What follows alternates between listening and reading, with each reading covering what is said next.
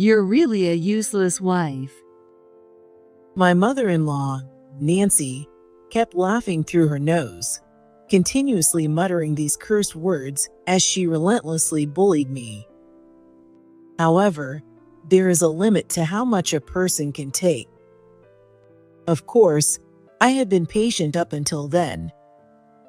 But one day, it seemed like I finally reached my breaking point, and I just couldn't take it anymore. I'll be going back to my parents' house. When I said this to Nancy, she sneered and replied with the following words. There are countless people out there who could replace you. Do whatever you want. The next day, as I was preparing to leave the house, Nancy showed a completely different expression, almost as if she were a different person. I'm Michelle, a 39-year-old housewife who works part-time at a local supermarket. Before I got married 3 years ago, I worked in a busy office district in the city, but I quit my job when I got married. I actually wanted to continue working, but due to unavoidable circumstances, I ended up in this situation. My husband is a year younger than me and works as a regular office worker in a company in the city. We were both colleagues at the same company, and we hit it off at a company drinking party, which led to us dating, and now we're married. When we decided to get married, my father-in-law had already passed away, and my mother-in-law's father, who is disabled and requires care, was still alive. Apparently, Nancy had been the one taking care of him up until that point. So, my husband continued living at his parents' house because he knew it would be difficult for Nancy to manage the care on her own. As a result, when we got married, I couldn't leave the house, and it was decided that I would move in with my in-laws and help with caregiving. This is why I had to quit my job. Thus, I took on the role of supporting my in-laws in place of my husband. But from the very beginning, Nancy didn't think highly of me. She didn't approve of me being older than her son, and because I took her son, she had never been welcoming from the beginning. I knew there would be no sweet newlywed life, and I accepted that right away, but the reality was even worse than I imagined. From the very day we got married and started living together, Nancy's mistreatment of me as a daughter-in-law began. The moment I stepped into the house, Nancy stood there with her hands on her hips and ordered, From today, you're in charge of all the housework and caregiving, but you'll do it my way. She insisted that I follow her exact method for everything: how to hang laundry, how to fold it, how to clean, and even how to season the food. You're older than my son, yet you can't even do housework properly. If I did anything that didn't align with her way of doing things, even slightly, she would immediately yell at me. Don't just make my son work. You should be earning money too. And then she demanded that I work outside and bring in money, on top of doing all the housework and caregiving. Of course, she wouldn't allow me to slack off on either of those tasks. Wasn't it her decision for me to quit my job to take care of the house and caregiving? I thought this to myself, but I hated hearing complaints from Nancy any more than I had to. So I looked for a part-time job nearby and started working. However, I couldn't help but regret quitting my previous job, as these feelings of regret kept growing. But once I started working part-time, Nancy said to me, With prices going up lately, you should put your salary into the household. You don't need extra money, do you? So, more than half of my earned salary was taken by Nancy. Originally, my husband's salary was more than enough to cover our living expenses, and since we worked at the same company, I knew his income. Nancy should also be receiving her pension, plus my father-in-law's survivor's pension, so she shouldn't be struggling for extra pocket money. That being said, it was too troublesome to press her further, so I decided not to pursue the matter anymore. But inside, I kept growing more and more frustrated, and it made me angry to stay silent. I thought about telling my husband, but recently, he had just been transferred to a new department at work, and he was coming home late at night. Moreover, he was leading a busy life, leaving the house early in the morning, and we hardly had any time to see each other. In such a situation, I felt guilty about making my husband worry about my problems, so I kept my unresolved feelings to myself, struggling quietly each day. The only thing that gave me a sense of relief was spending time with my grandfather-in-law. For some reason, he took a liking to me, and one day he invited me to draw a picture with him. After I joined him, we quickly became close. My in-laws' house was originally a large farm, with a beautiful garden full of various flowers and plants. This house belongs to Nancy's family, and my grandfather-in-law is Nancy's biological father. From the veranda of his room, I could see the entire garden, and I spent peaceful moments with him, enjoying the scenery.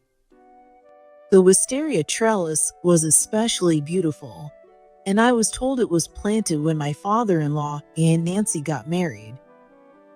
My grandfather-in-law would tell me stories from the past while teaching me how to care for the flowers in the garden. One time, he asked me to teach him how to use a computer, so I showed him my fast typing skills, and I even played chess with him without knowing the rules, just mimicking what I had seen.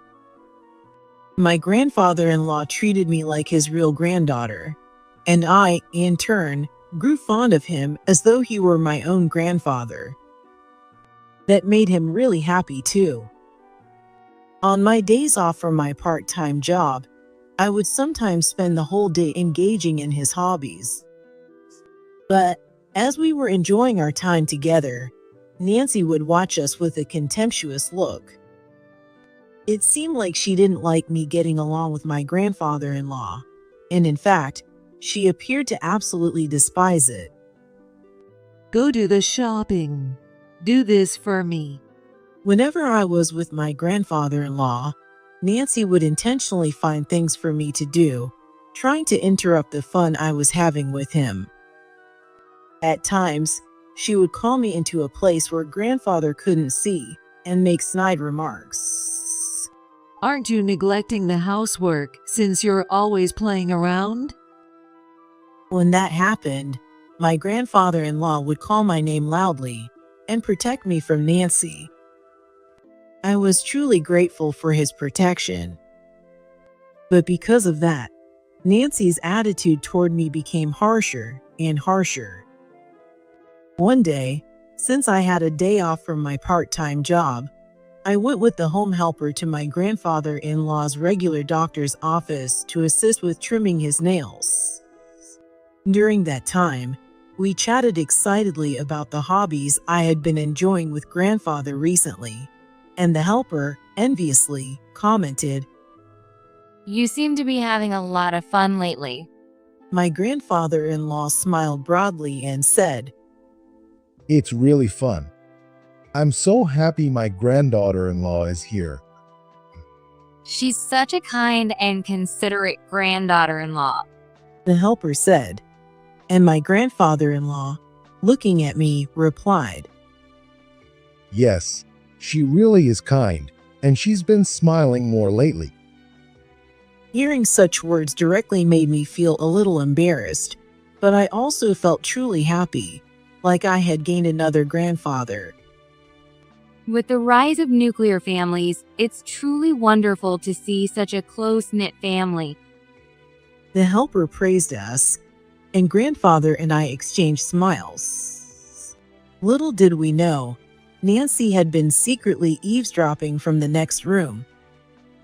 After the helper left and my grandfather-in-law began his afternoon nap, I was about to leave the room when suddenly, Michelle, can I talk to you for a second? Nancy opened the sliding door to grandfather's room and showed her face. I thought she was going to give me some task, so I left my grandfather-in-law's room and faced her. She suddenly started complaining with a cold expression. You know, just because you're young, don't think you can worm your way into his good graces. Don't get too cocky. Honestly, I was taken aback, but I tried to explain. I don't mean that at all. I'm just interacting with him like a granddaughter. But Nancy wasn't even listening and threw out another nasty remark. I just can't understand why his attitude towards me and you is so different. Her words were so harsh that I couldn't help but snap back. Well, don't you think part of it is your fault? Nancy doesn't help with my grandfather-in-law's care at all, and I suspect she's been taking my paycheck and preventing me from going out for tea with friends. That's why I end up spending so much time at home and getting close to my grandfather-in-law. But what's so wrong with that? Nancy, on the other hand, is always going out, never talking to my grandfather-in-law, and certainly not helping with his care. Yet she has the nerve to complain. And when I speak up even a little, she just yells at me and rages. Don't get too full of yourself. Who do you think you are? I shouldn't have ever let my son marry you. I didn't marry him for you. I thought this to myself, but I had finally reached my breaking point. Nancy, don't you think you're going a bit too far? I snapped back, letting out everything I had been holding inside. You lousy wife. Nancy spat those words out and clenched her fists, her face turning bright red as she started trembling. She was so furious that steam seemed to be coming from her head, and she couldn't control her emotions, her lips twitching as she seethed with anger. Finally, Nancy said the one thing she shouldn't have.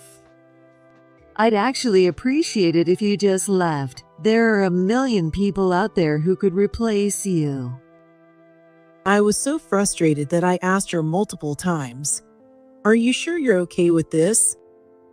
Of course. Get out of here now.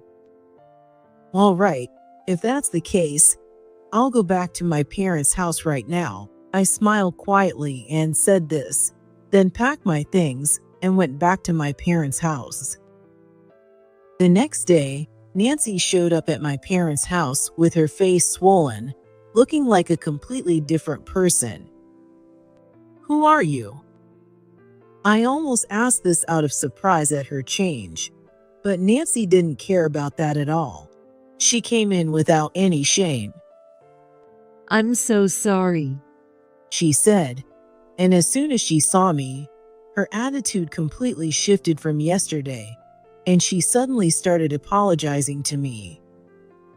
Tears in her eyes, Nancy explained that after I left for my parents' house, my grandfather-in-law woke up from his nap and noticed that I was missing, which made him worried.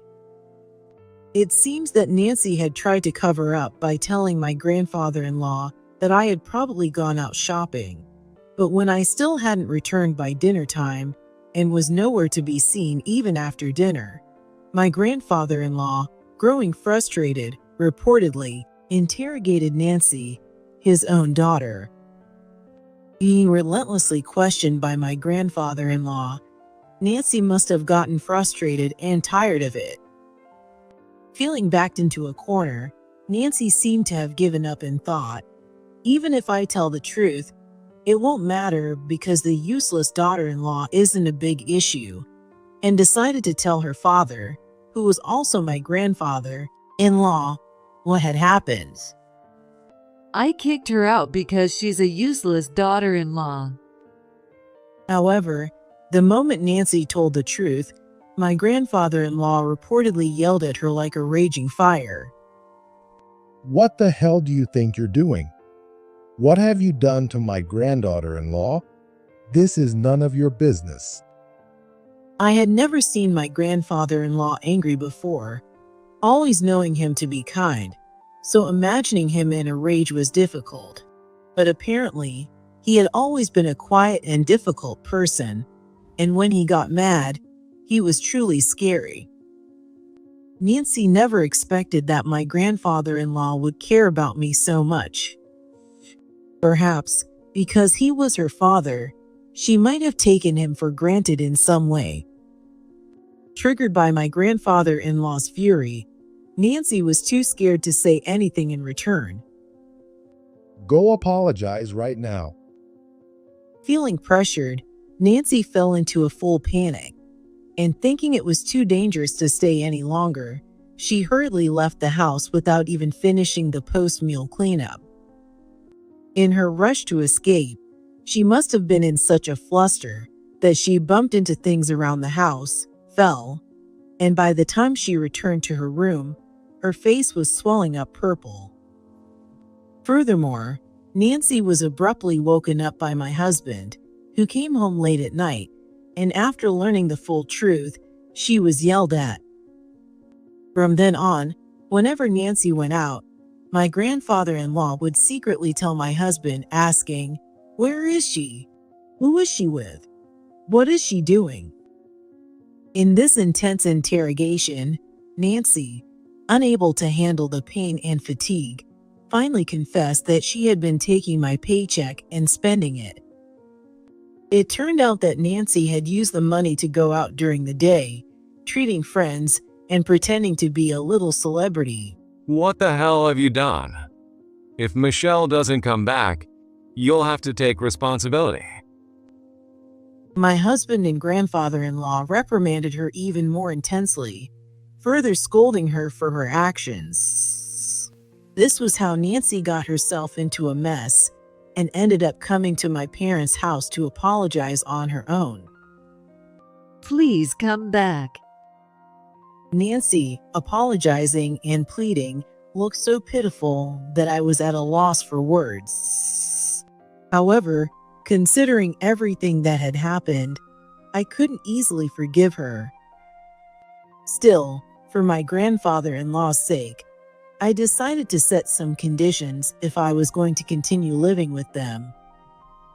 From now on, I won't give you a single penny of my salary, and no more sarcastic comments.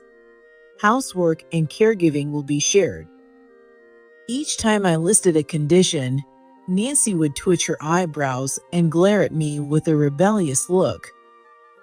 However, I firmly insisted that if she didn't agree to this, I would never return to the in-laws' house, and if she broke any of the promises, I would leave immediately. Feeling like she couldn't return without me, Nancy reluctantly agreed, though with an unhappy expression on her face. So, I pushed my conditions through, and we returned to the house. Afterward, my husband apologized as well, asking me, I'm sorry I didn't realize. From now on, no matter how busy I am, please tell me if anything is bothering you. I reflected on how I had been trying to handle everything on my own, and realized it wasn't a good idea. You don't have to continue the part-time job if it's too much. He said that too, but no matter how things started, I'm enjoying it now and plan to continue.